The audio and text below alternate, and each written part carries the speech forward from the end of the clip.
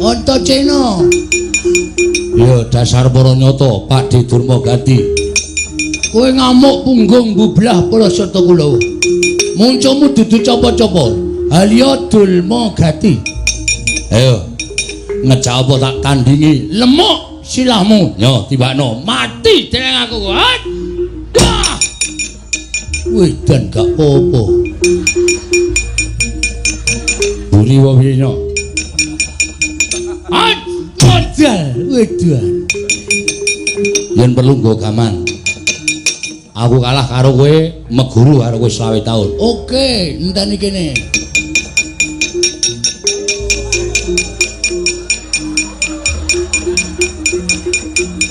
Pecah cilahmu Tibakno modal. Wedan kedol apa ya? Gladi cilahmu. tibakno Matek kowe. Modal. Wedan.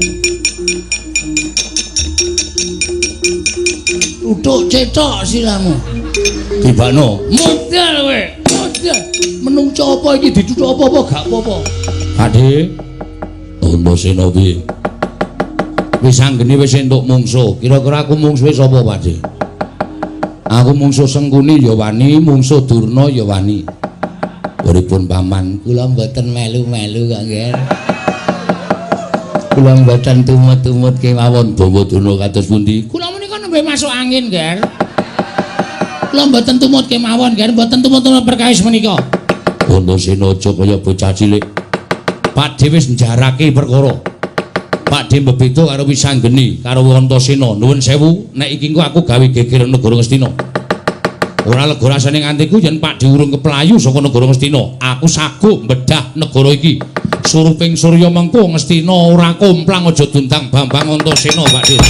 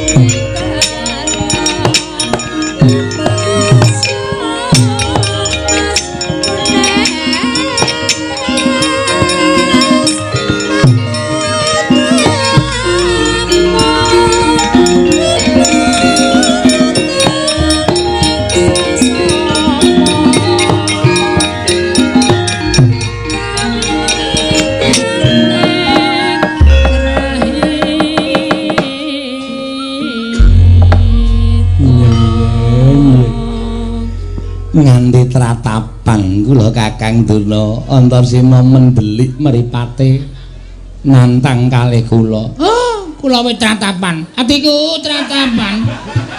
Malah nyanyi to. Estu Dik Pate.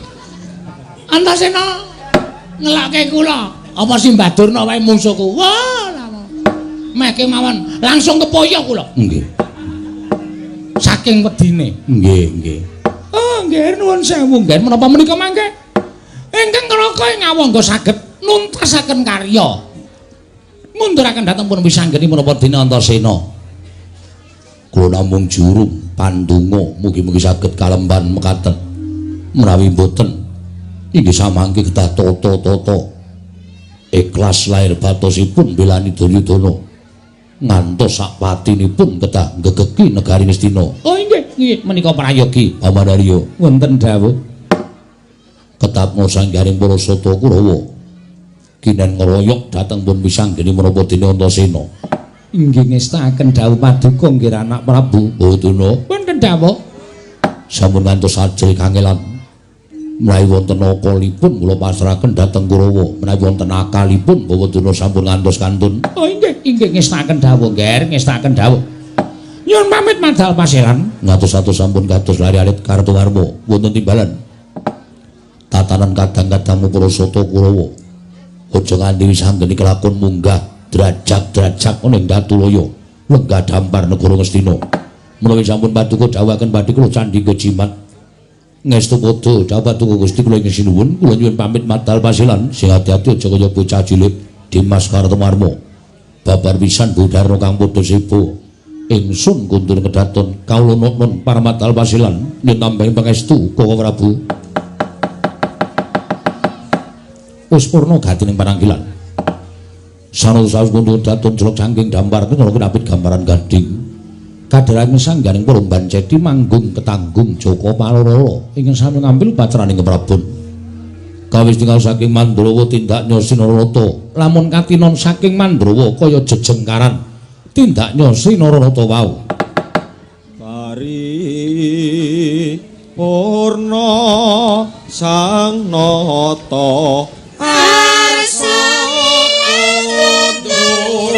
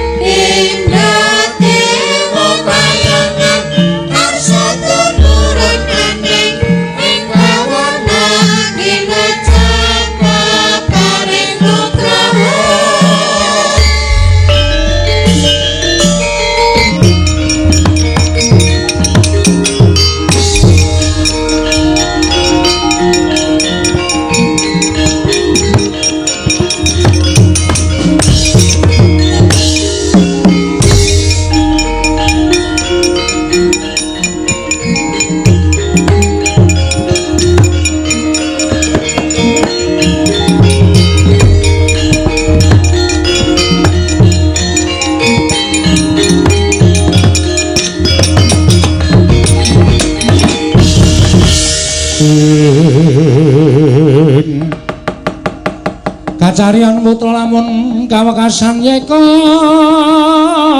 wis anggeni maya Wisnu Pratenta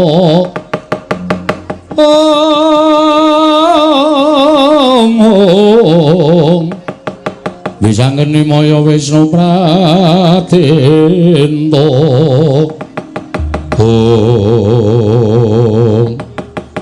Kakang Antasena piye iki kaya wis ingkang wis tak rantam saka kasatriyan Drajageni. Nalika aku pengen nanjake kelawan awala ingkang tak aturake marang Siwa Duryudana, batinku wis krasa Siwa Ngastina mesti bakal cugeng, ora bakal menehake negara Ngastina. Aku ya wis krasa, wong aku wis ngerti watake Kurawa, aku wis ngerti watake Siwa Ngastina. Terus iki piye? Ngibarate kaya wong nyabrang kali, aku wis tekan tengah, Kakang.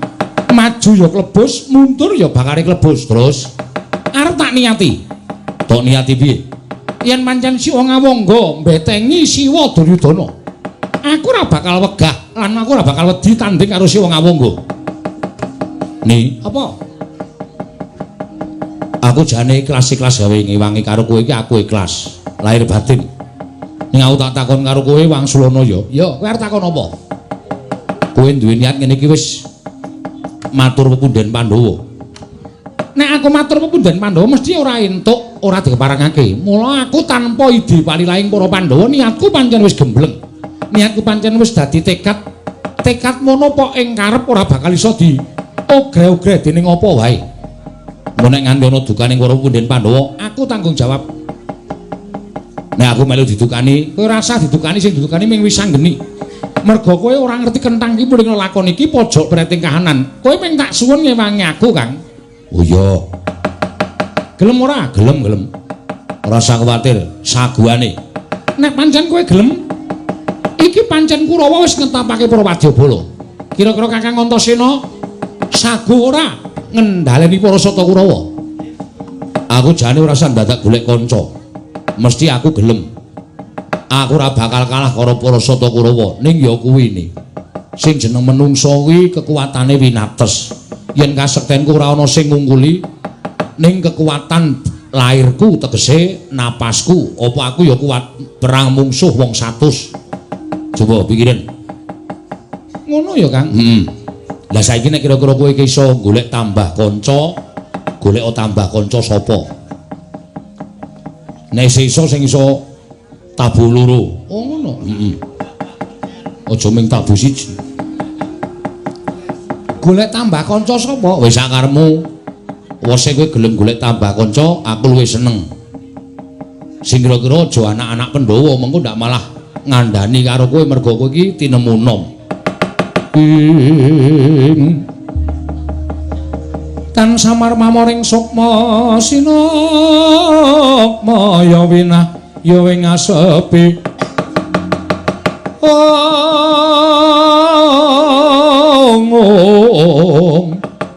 Sumimpen telenging kalbu pambukaning warana.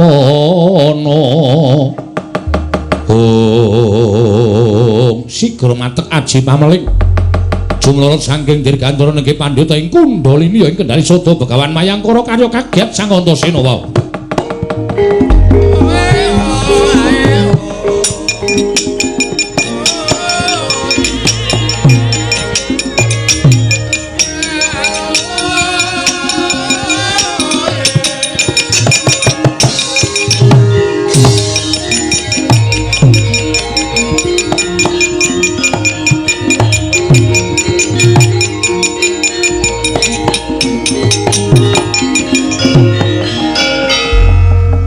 Mak Clorot ora pangling Pak Dianoman.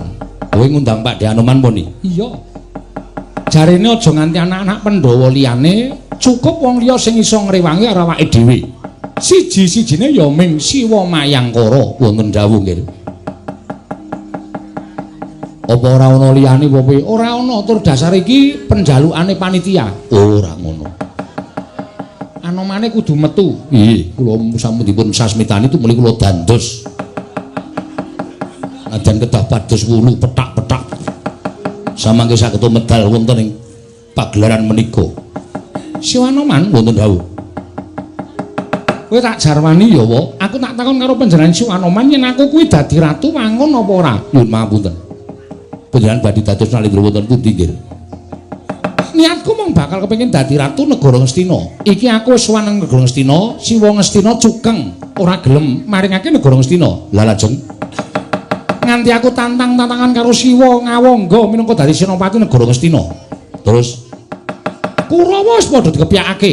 Kakang Antasena takon maju ijen njaluk kanca. Jarine ora wedi karo Kurawa lan ora bakal kalah karo Kurawa.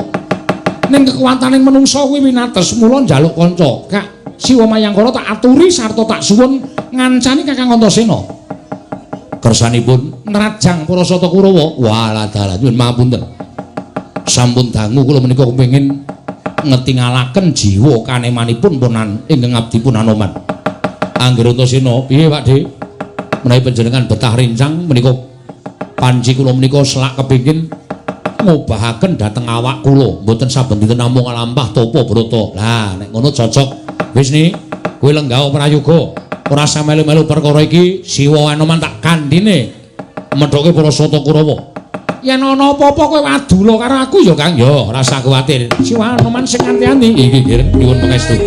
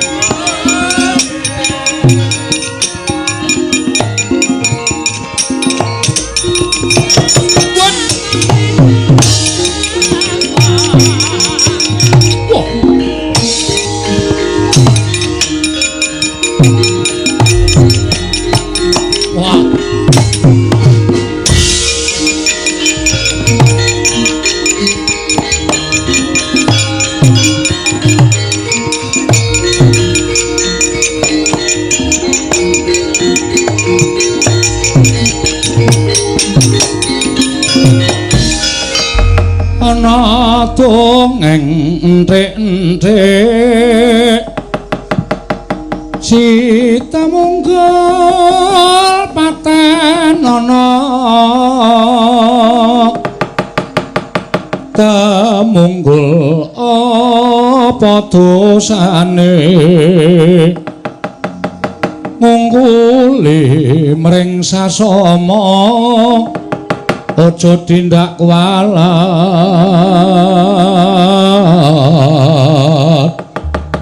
lah iya bener kandamu lali sumber ketiwanan mulane wis anggeni dilangap-dilangap ucape gembilo sirai gleleng pacake kemewat kaya ngregem jimat kaya wani dilat persiabang jebul tuwekane ingkang ndombani karepe wisanggeni ora sakukian gunung tanpa guna Kartomarma apanaku ingkang dituntut dening Anggir Wisanggeni supaya mbabati barisaning Kurawa walah dalah Anoman ana paran ing mesine kowe ngandhani karo Wisanggeni kowe ndunungke karo bocah sing durung dunung lah malah kowe ngraja ngipakarti ning Wisanggeni ora sandadakake gunung tanpa guna praptamu ana ing kene sayekti mung bakal ngupaya goleki menyang Anggir Wisanggeni kowe kelakon nyinggol sairane momonganku Anggir Wisanggeni watun iso sempal bau kiwa tengene Anoman Babarawa wani harau sing tawedeni apamu ora minggas karo tak tebak dadamu kene marganing patimu Singalena prapteng lalis Kartomarma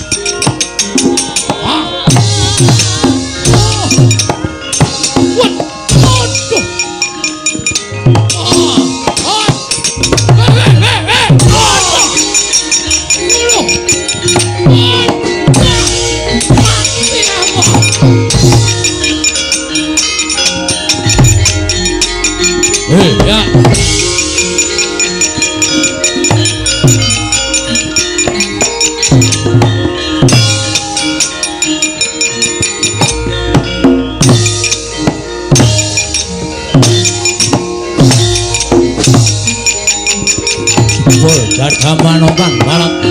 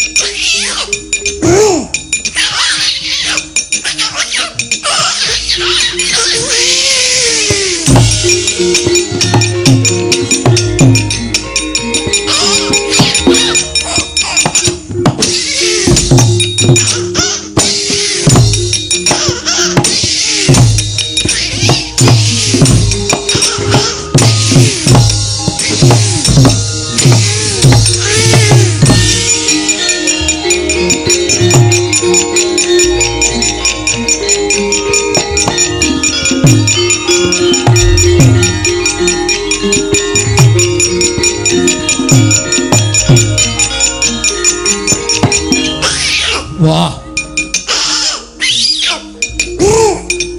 Put, wah. Put. Mati aku. Oh, weh ya.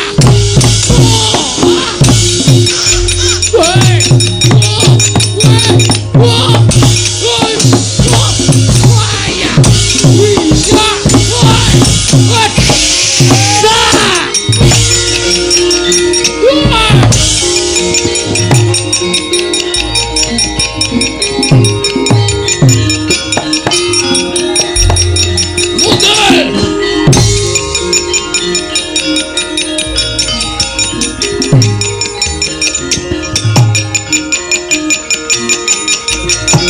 Wah. Antacena. Ya dasar para nyata Pakde Durmagati. Kowe ngamuk punggung bublah Prasetya kula. Muncamu dudu capa-capa. Halya Durmagati. Ayo. Ngejak apa tak tandingi? Lemuk silahmu. Yo tibakno. Mati dereng aku. Wah. Wih dan gak apa-apa. Buri wae piye Modal, wedan. Yen perlu nggo gaman. Aku kalah karo kowe, meguru karo kowe 20 tahun. Oke, enteni kene.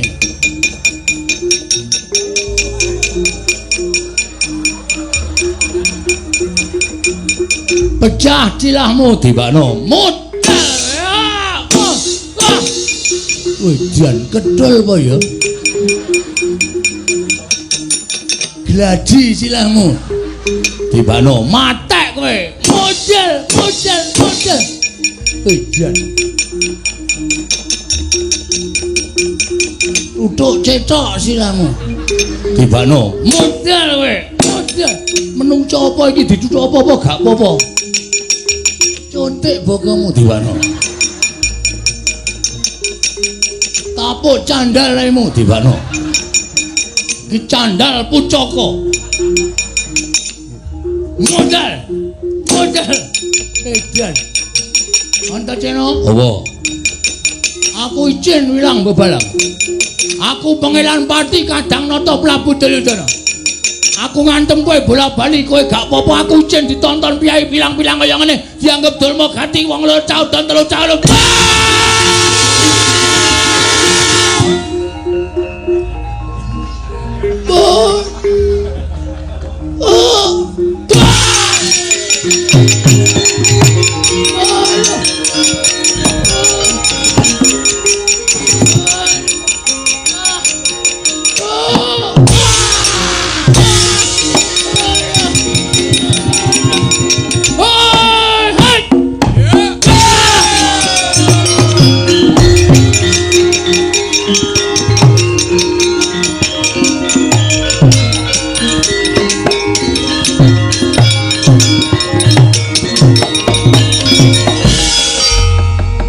Kula man.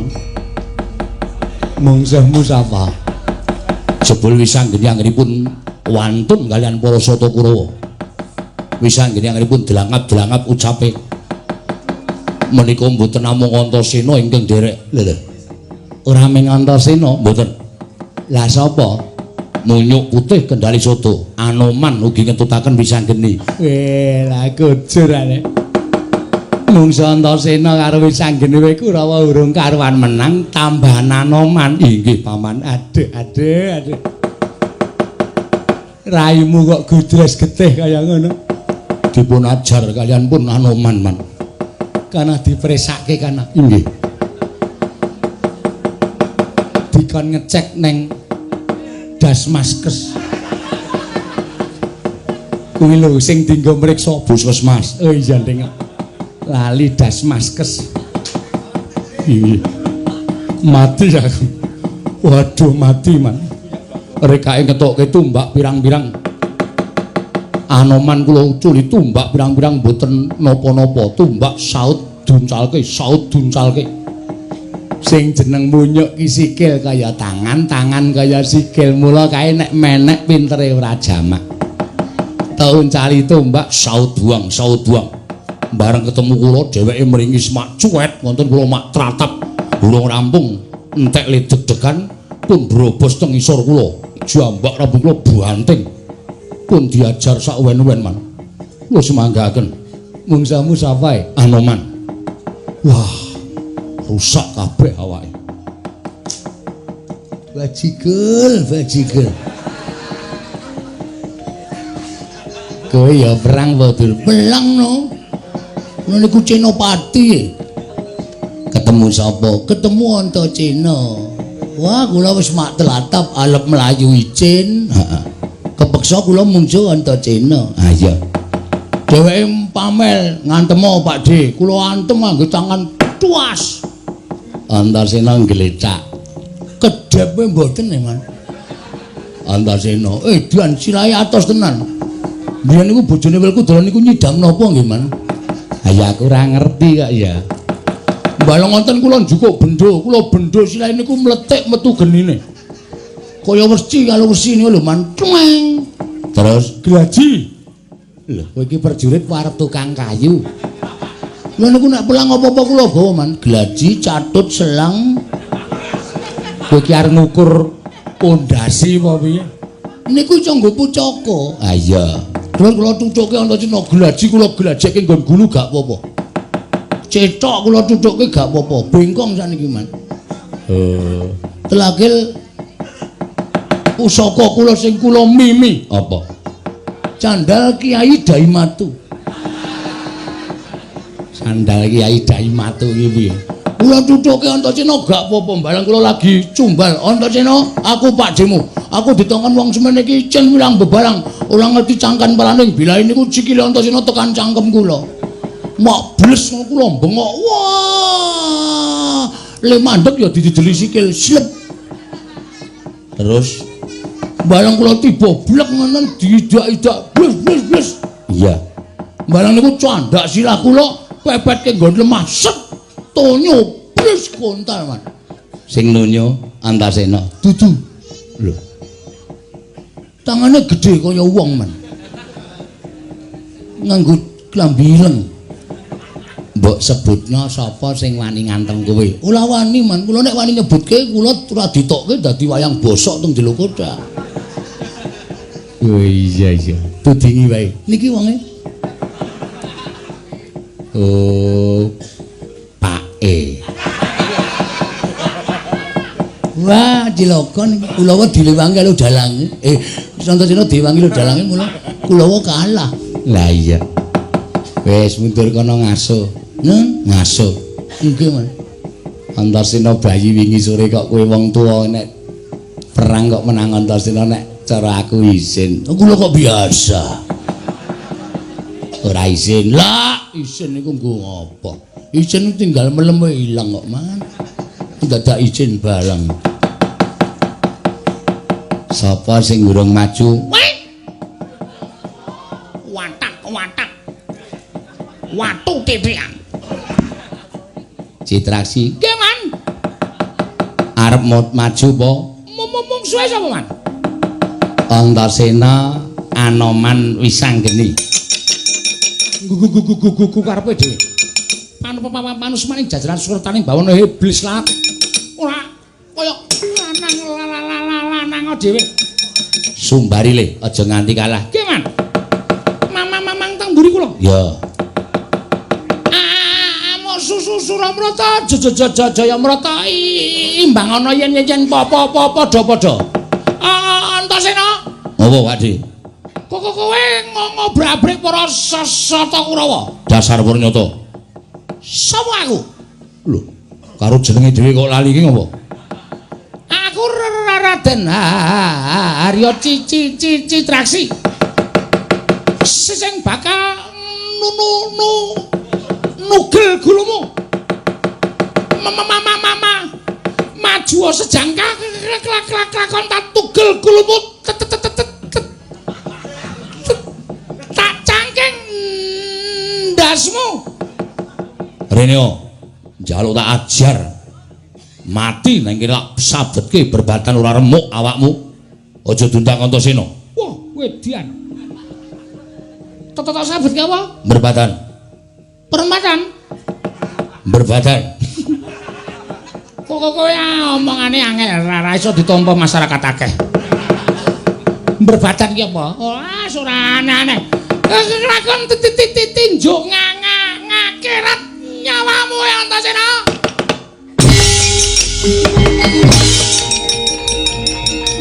Hati-hati le.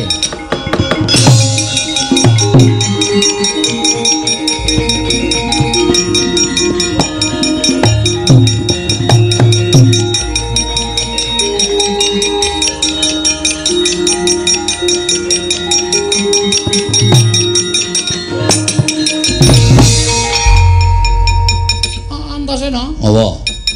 Kowe aja gleleng pacakmu gembelo sirahmu. Kowe kelakon njaluk mati cara apa?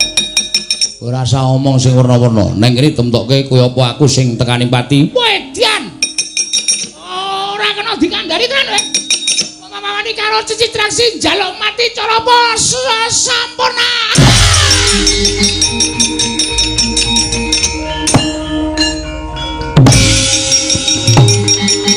Buri Pakde.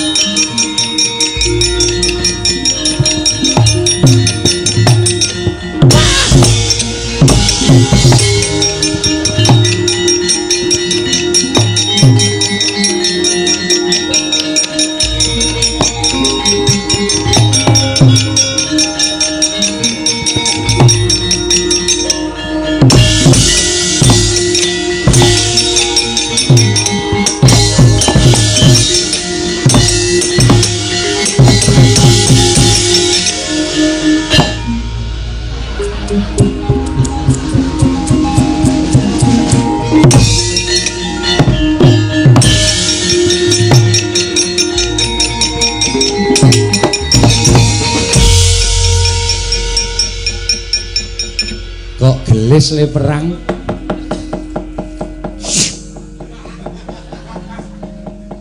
Kok gabres.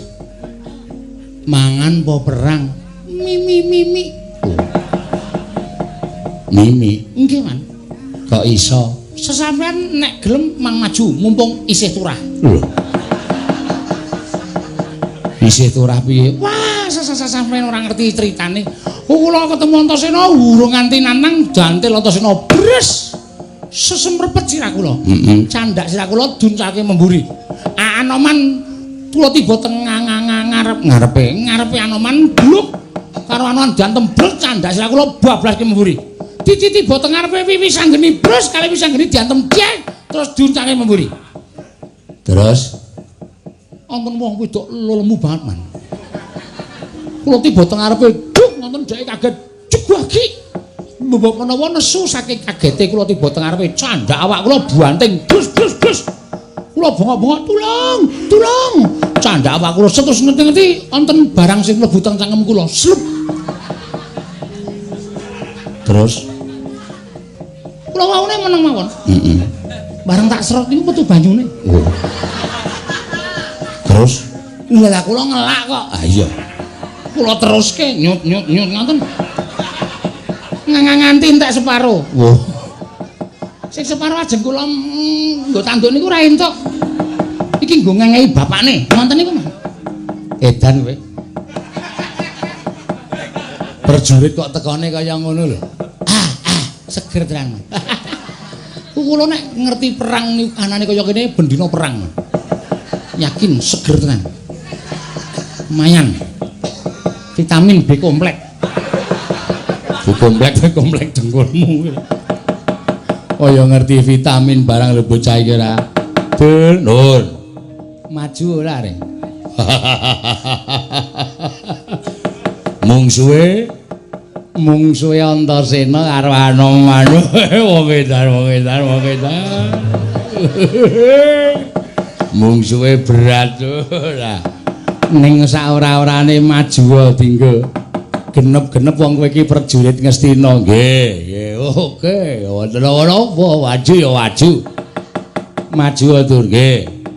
Mang semingkir Antasena Anoman kula rajang ya wae.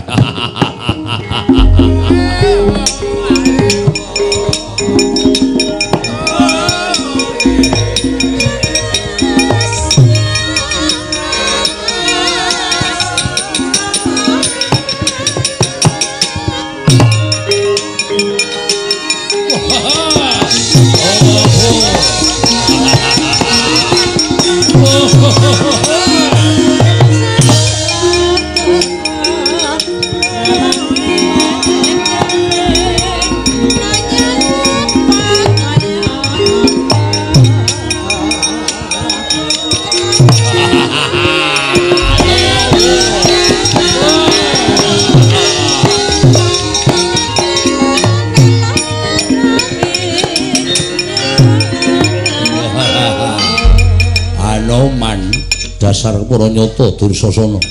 Oh, lawe munyuk tuwa kakean polah. Emikat. Ora ngerti perkara iki perkarane sanggeni karo wong Ngastina, ora sandadak melu-melu munyuk.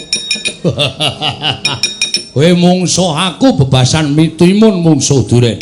Glundungi memet sing dadi nyatane piye? Sing dadi nyatane mutar kowe. Munyuk arep-arep out. Ayo le. Halo. Anggere maju soraki Kurawa iki rasane wis seneng banget. Rasa ditabuhi anggere gelem do soraki rasane. Oh, tenaga iki wuwuh. Matikel-tikel.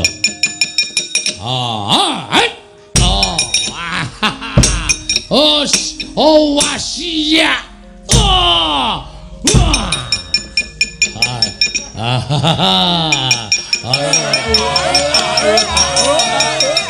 Oh, ngene iki, Mas.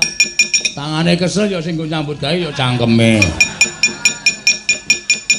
Pokoke anggere. Waduh.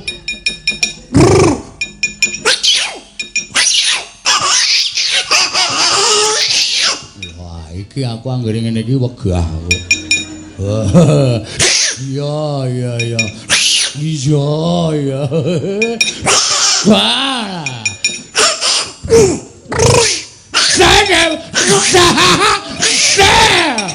Wah, jan tratapan terus ya aku. Anggere kono mbekari aku sir pong jelego pong. Edan ya. Hati-hati. Candak dadi apa? Oh, iya. Iya. Iya. Iya. Iya.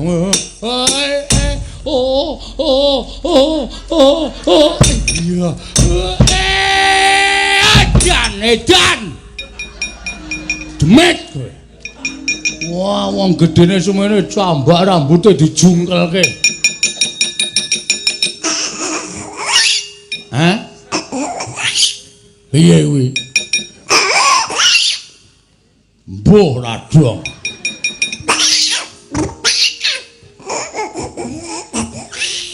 Hah? Sapa?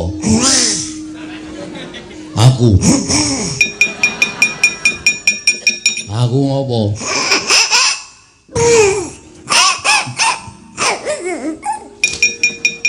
Yo, Pak golek paranane. Tak telateni candak buanting mudar.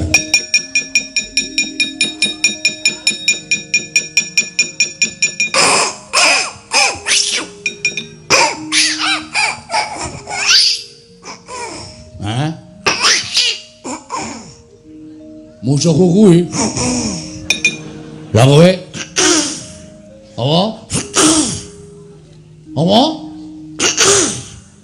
Apa? Oh. Ya, Dik, mungsuh aku. Pak Dianoman kesel awake. Walah iki mungsuh bantongan ya. Ora cilaka. Yo, rasaku kan pola. Karepmu sirmu piye aku manut. Aku yo manut yo, antem-anteman kuat-kuatan sapa sing gletak sik kuwi kalah. Dadi ya. Nyo aku sik ora edan. Kowe sik piye? Aku antemen sak rusa-rusamu. Nek pecah sirahe matur nuwun aku mbok swargake. Nek modar kuwi sing tak jangka. Wong urip sing dinteni apa? Ming antri mati. Syukur aku mati saka tangane Pak D, aku sebungah banget. Ya wis. Wah, saiki kok piye ta iki? Oh, lah cah mejenun. Ora mejenun, guys yo. Yo, mburi yo wani yo. Mun dodonyo sak banter-bantermu. Ya wis. Ora kowe walu apa bantil pisan modar malah isin kowe.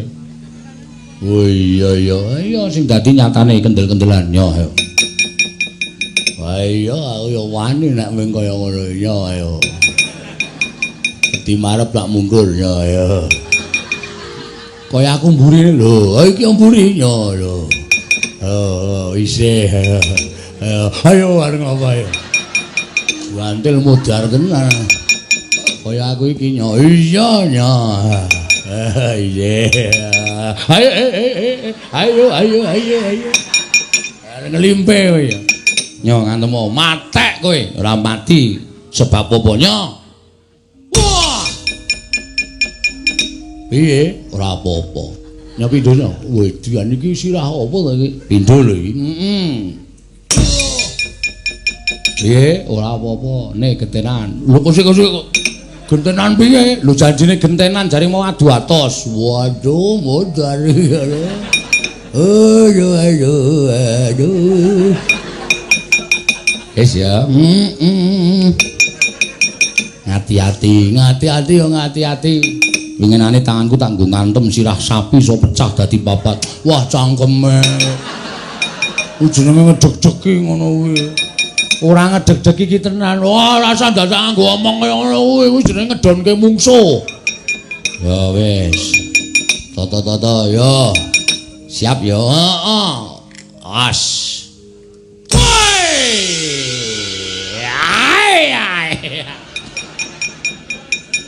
Piye Pak Sir apa-apa lho sewuto le padha atose padha glelenge nek mau pindho waduh wah iya iya semelah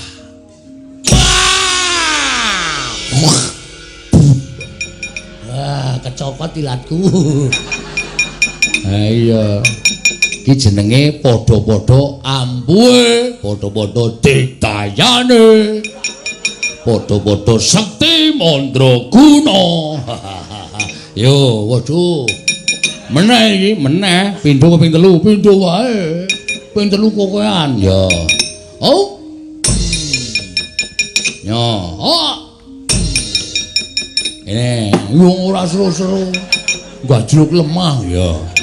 Nyun ngapura ya siap ya. Jantangane saya atos. Ning aku ora apa endi mau wonge. Oi mulai buyer berarti kan. Lho wis dadi loro. Ayo lipur atine dhewe ra masalah. Yo kurang pisan yo. Toto, ngati-hati yo. Semela. Siar.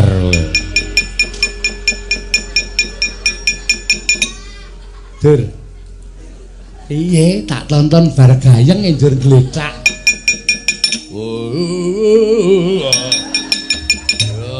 Ya, ora apa-apa wadhake rumangsane aku.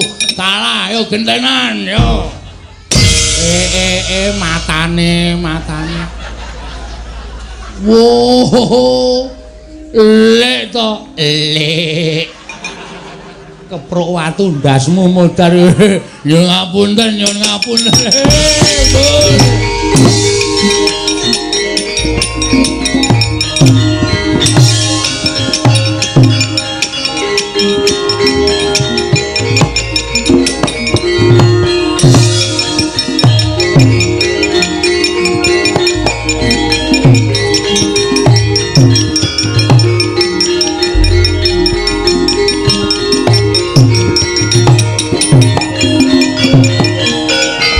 Katon Karna mawingis-wingis katon landheping Trisula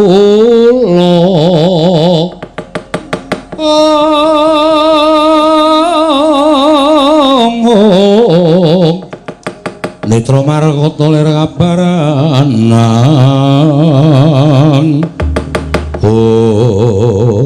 wah tobat pancen nyata Debya Surasekti kalintang jayaning perang lancur-lancur Pandhawa luwih-luwih Antasena karo Wisanggeni ngger anakku cah bagus yen kowe isih gelem tak eman mundura aja napaki kridane Narpati Basukarna yen isih kepengin cetha nyawang glaring jagat esem ing rembulan Antasena Wisanggeni baliya ya ngger cah bagus anakku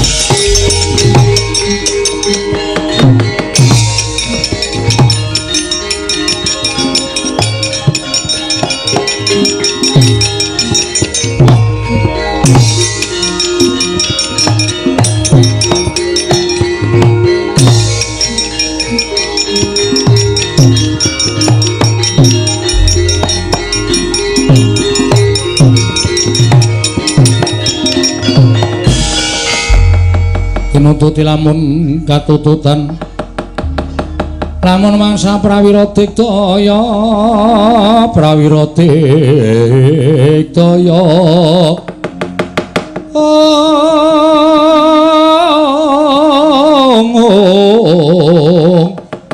ora nanggono magawe gelar ira wang-wang Antasena Pakdhe Karna ya maju ning peperangan jumbuh kalawan apa wis tak kandhakake yen Wisanggeni iso ngalahake Narpati Basukarna. Wisanggeni menang boyong negara Ngastina. Pakdhe, apa? Nek Wisanggeni bayi wingi sore kaya adikku, umure wae karo aku tuwa Antasena. Tak kira nek mungsuh Pakdhe Karna ora bakal imbang, ora sak traju, ora sak bobot. Mula wektu dina iki sing didapuk Senopati karo Wisanggeni Antasena. Nek sampeyan arep ketemu karo Wisanggeni, kewajibaning Senopati kudu iso gawe wilujenge. Ya kuwi Wisanggeni. Mula aku kalahno dhisik. Lho. Kalahke dhisik piye? Aku patenono. Lho, nek kowe kepengin tak pateni, yen lumrah ora jam-jaman kowe mesti tekaning pati, mesti. Aku ngakoni kok, Dik, aku ora bakal iso ngimbangi kekuataning Pakdhe Karna ing Ngawangga. Sapa to sing ora tepung karo Pakdhe Basukarna? Sapa to sing ora lirip karo kasetening Pakdhe Basukarna? Kabeh jagat iki padha gila yen to krungu asmaning Pak Prabu Pak Basukarna. Aja kok titak swantah dewa mudhun wae ora ana sing wani nandhi kridaning Siwa Ngawangga. Yen ngono kowe mundura, nek kon mundur aku mo. Lho, yen kowe mo tegese aku trima mati. Yen kowe njaluk mati tak leksanani. Pakdhe mentolo mateni karo aku. Ora mentolo sebab apa? Mergo kowe dadi kraman negara Ngastina. Ya, matur nuwun. Wis. Ngliga pusakamu sing ngampuh Kyai Kunta utawa Wijaya Danu. Patenono Antasena. Aku ikhlas. Dina iki aku ngadhep karo sing gawe urip, aku ikhlas matiku dipateni karo wong tuaku dhewe. Matiku dipateni karo wong tuaku dhewe sing wajib tak sembah-sembah. Kowe aja nyebut aku wong tuamu, sampeyan ki wong tuaku. Dasarmu apa kowe nyebut aku wong tuamu? Mergo sampeyan kuwi tunggal wadah karo para Pandhawa. Pandhawa ki ora 5, ning 6. Lho. 6 piye? Nek Pakdhe ora selak, sampeyan kuwi kulit daginging para Pandhawa. Sampeyan ki putrane Kanjeng Eyang Kunti Talibrata. Ya mergo sampeyan ki putrane Sang Hyang Bathara Surya nalika semana Eyang Kunti Gerbini mongko ora kagungan garwa supaya nutup wirange negara Mandura sampeyan dilek kendhangake ana ing Gendhaga. Ya ora. Sampeyan ditemu karo Bapa Adirata Mbanada tumuli diangkat dadi anak dijenengke Suryatmaja. Terus sampeyan rabi karo ya kuwi Ibu Surtikanti nek ora dibantu karo bapakne Wisanggeni sing jeneng Mak Cilik Janaka sampeyan ora kelakon rabi karo Surtikanti. Oh ora.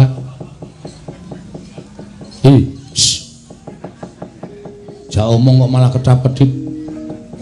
Dadi nek sampeyan mateni karo aku ki ora apa-apa, sampeyan ora dosa. Sampeyan ora luput mergo aku ki anakmu. Aku ki kulit dagingmu. Nek pancen anak ora ngabekti karo wong tuwa kaya si wong Awangga, patirana Pakde, aku ikhlas. Ning sakwise aku mati, nek para Pandhawa takon Antasena mati sebabe apa? Sapa sing arep nyacat Narpati Ngawangga? Mati aku.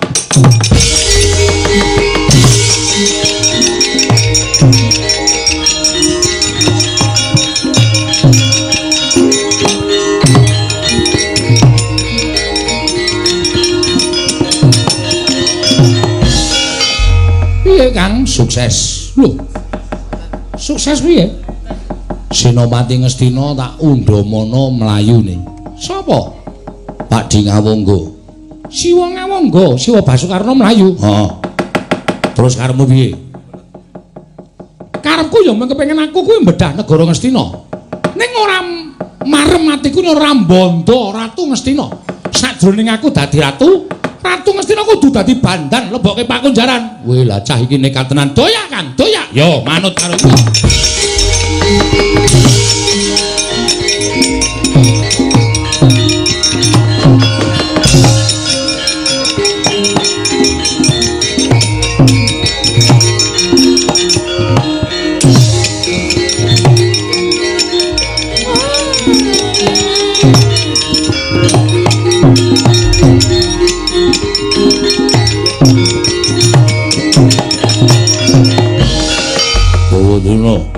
Kados pundi Ngastina bedah dening Wisanggeni? Ah, kenthos waluh kempol. Kula mboten butuh kenthos.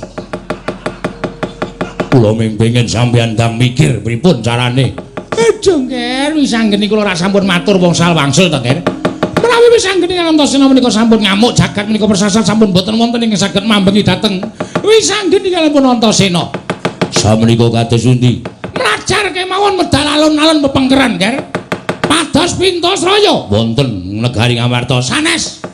Menawi wonten negari Ngamarta menika mangke malah sajahipun paduka menika badhe jejereng sastra wirang.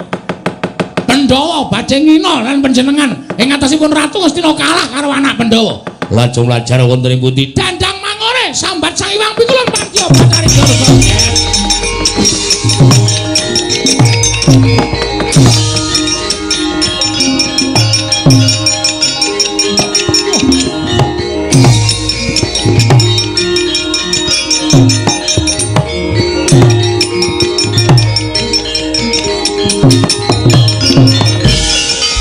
Antasena piye? Siwa Ngastina mlayu Kakang karo Begawan Durna. Iki apike piye? Doyane aja kok ngono. Kok tak jotos lho kowe. Wong kesusu-susu anjur bocah dijongkongke. Ya njaluk ngapura saking niatku, saking semangatku. Tanganku ki mau ngene kena bokongmu kok kowe kejongkong. Tak totok sisan kowe. Wong tuwa arep ditotok. Piye Kang doyak? Doyak. Pokoke doyak kudu dibondo. Yo. Yen ngono ayo mangkan ning Dandang Mangore. Ning ki mungsuhe saya abot. Wah, engko dibecakke ra enteng.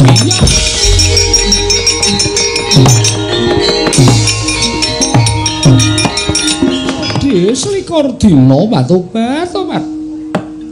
Mula kayangan Dandang Mangore katon panas sumundul ing awiyat. Akeh para dubriksa jin setan mripriyangan ing padha nungsang kuyang ngudel bingung ngembuk bentus.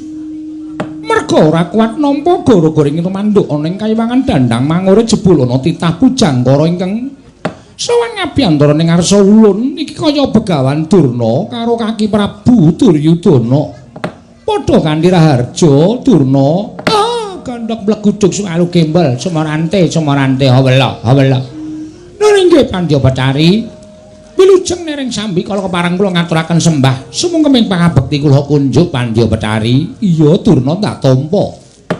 Kurupati padha Raharja paestripun Kanjeng Hyang Batari.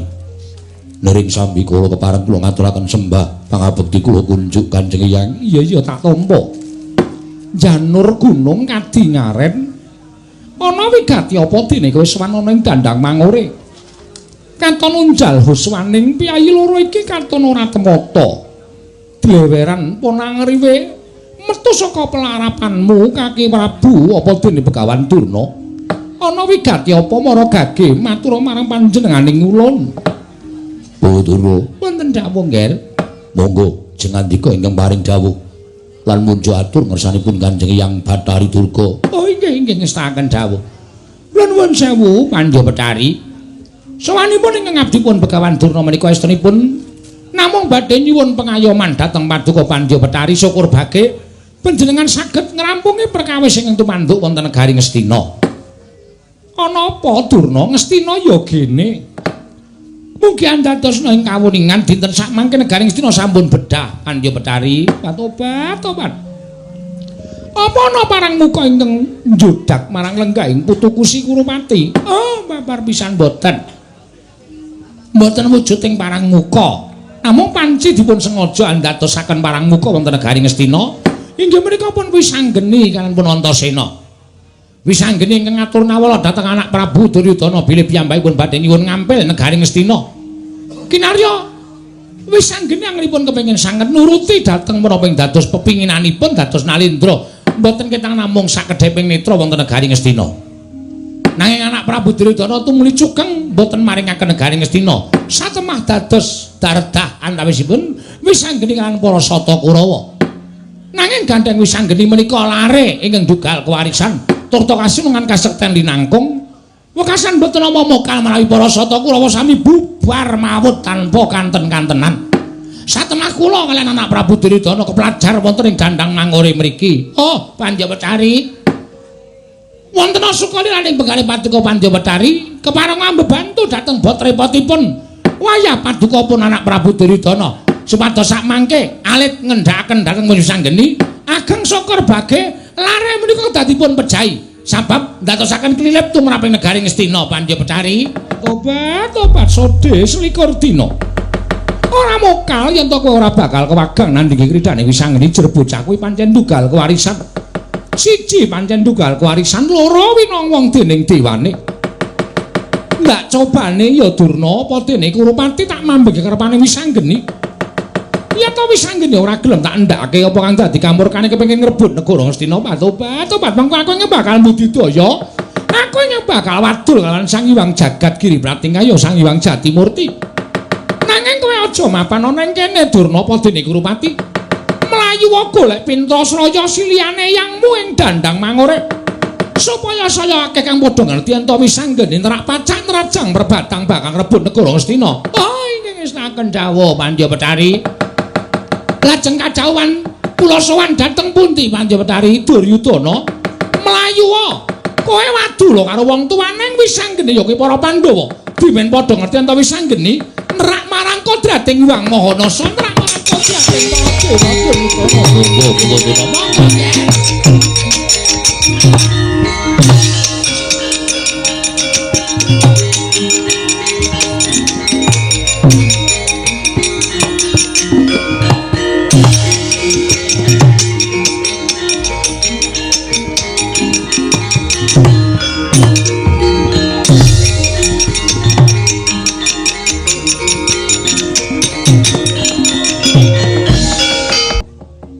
Antasena. Nggih.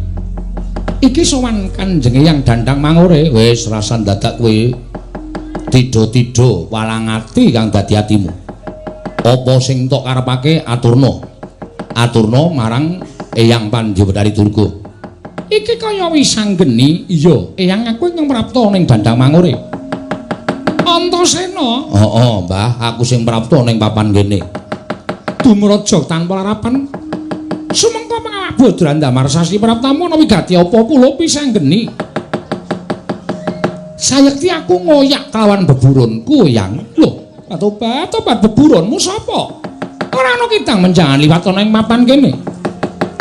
Dudu kidang menjangan sing dadi beburunku ya kuwi Nalendra Ngastina Siwa Duryudana lawan Begawan Durna ingkang dak sawang mlayu mlebu ana ing Dandang Mangore. Mula Simbah Durga ora usah dadak nutup-nutupi perkara iki. Simbah Durga kudu nuduhake menyang endi lenggahing Siwa Duryudana apa dene Begawan Durna. Yen ora gelem nuduhke aja takon dosa, malah Eyang Pandya Bathari Durga tak katutke dosane. Ora mung Ngastina ingkang tak bedah, nanging yen perlu kayangan Dandang Mangore dibedah dening Wisanggeni. Wah, gaglak liwat.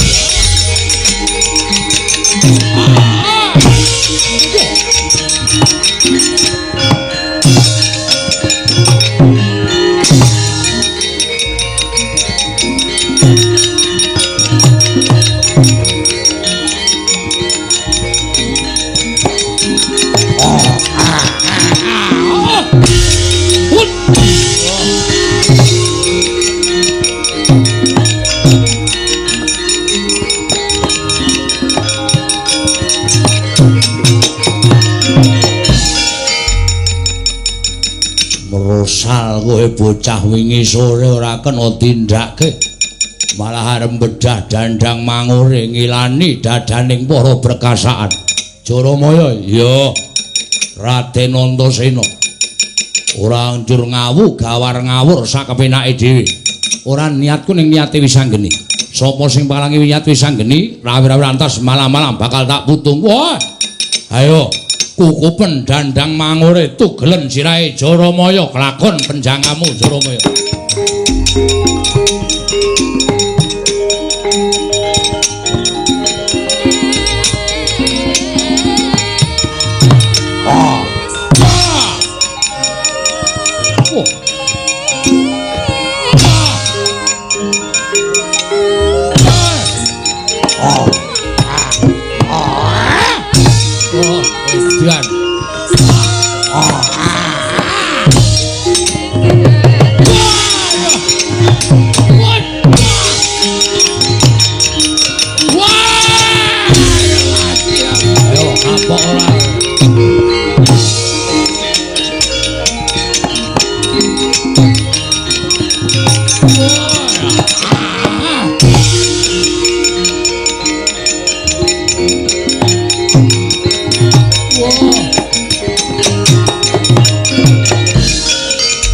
Jaramaya nyadanipun pancen dibya sekti kalintang jayaning perang.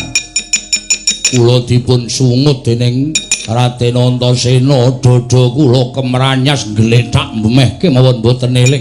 Patobat bocah loro kok iso ngurekake jagat. Jaramaya wonten dawuh. Peranganing para berkasan Jim Setan aja nyaket karo Antasena karo Wisanggeni. Ajan sumingkir ndak ana bebanten ning dandang mangure. Paduka tindak pundi? Aku tak wadul kan Iwang Pikula Jati Murti Jaramaya.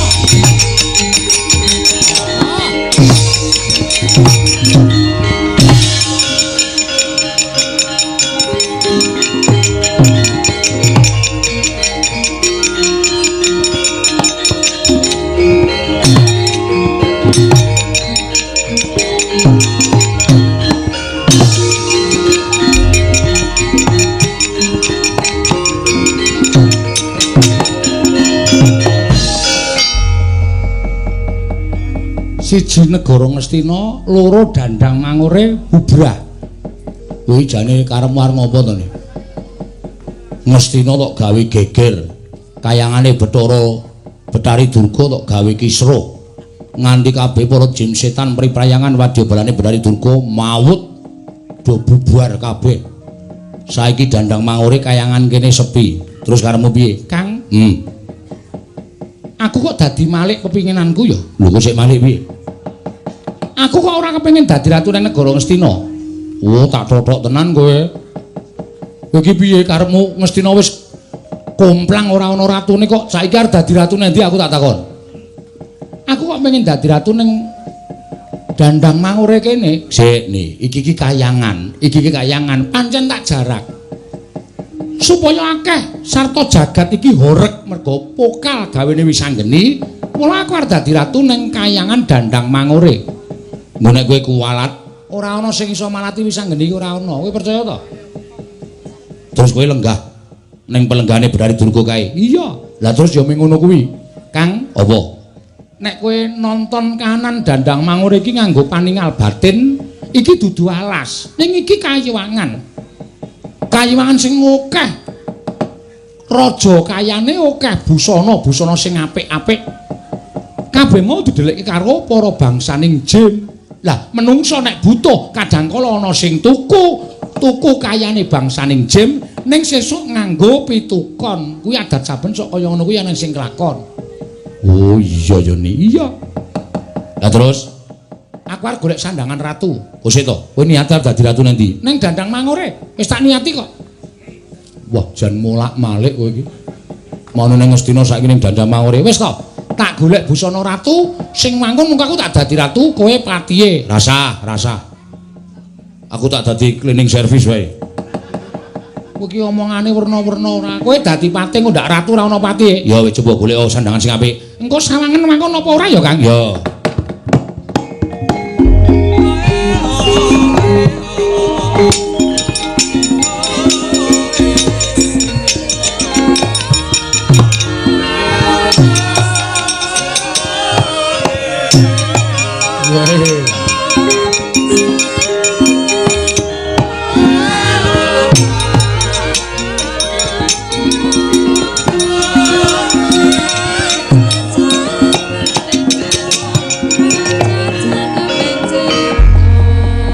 entuk sandangan endi? Wis tak omongi to Dandang Mangure kene iki sugih. Mula aku entuk sandangan sarwa pas kabeh. Waduh gleleng tenan. Walah elok tenan mekutan ya sarwa mas sinten berlian. Iya. Nganggo slayer barang kuwi adem po. Iya, Kang. Ya wis ora apa-apa. Weh lah nganggo sepatu barang. Mumpung ana. Sepatu kok mereke krokodil. Krokodil ngetak ndasmu ku. Lah kuwi senengane kasan nek karo Kakang. Lah kowe iki omongane teng Clebu kok saiki kowe ganti dadi patih sing wangun golek sandangan. Nganggo permana batin, permana jati, paningal batin. Engko ora akeh sandangan ting glethek. Kuwi sing nyolongi bangsaning jin setan priprayangan. Oh ngono iya, dienggo wae ora apa-apa men dadi patih. Oh iya. Saiki iya kono. Iya.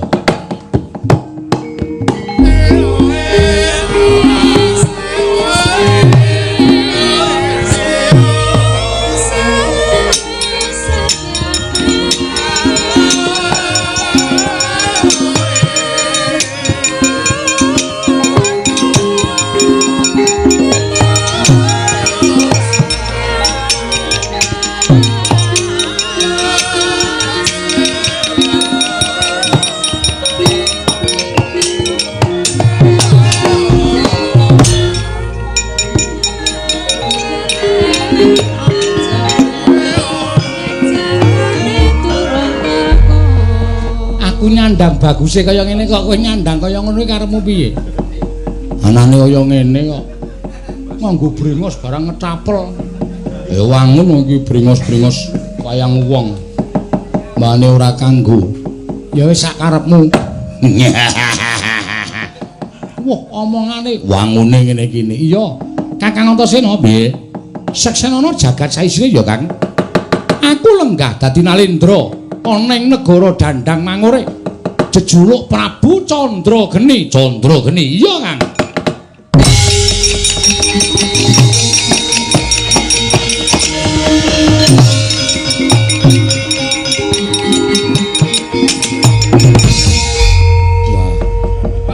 Candrageni. Lah saiki kowe arep nganggo patih jenengmu sapa? Aku arep nganggo jeneng Patih Sengkuni. Lho. Wis ana sing nganggo. Oh iya ya. Sapa ya? Aku iso angel golek jenenge. Sapa ya? Sapa? Patih Gebles Pipit.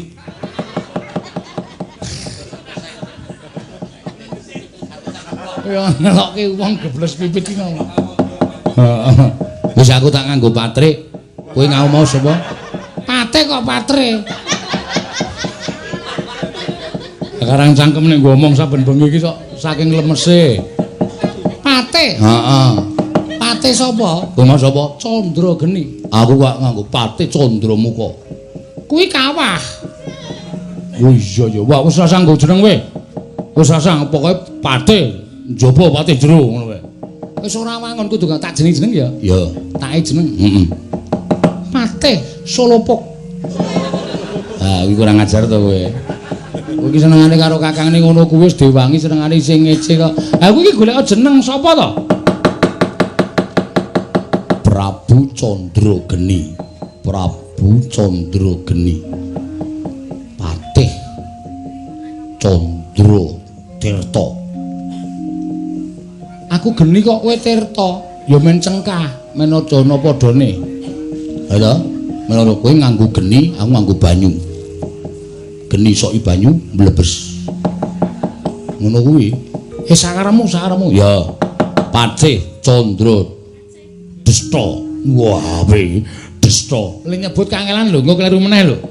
Candra Desta kuwi angel. Wah, wis iki mung kesuwen perkara patih iki. Kowe gek omong angel mikir. Wis aku nganggo Patih Candra Rikma. Sakaremu, Kang. Ya. Aku lungguh dampar sapa wae sing arep ngucek-ucek ke prabonku tanggung jawabe Patih Candra Rikma. Ya, Candra Rikma. Kok wagu ya? Candra Rikma, Candra ki sasi, Rikma ki rambut. Saben sesasi rambuté dawa ayo. Mula sok dikerok. Hmm. Sayo semene sawetara. Ya, ni. Kok ni Yayi Prabu, Yayi Prabu.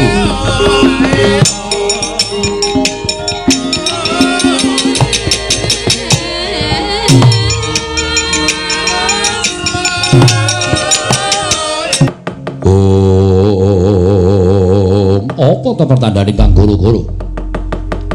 Nalika semanten mungkin ari ngurmati jujur depan kula kawan kula Semar Garing Petrus mawuh bagus.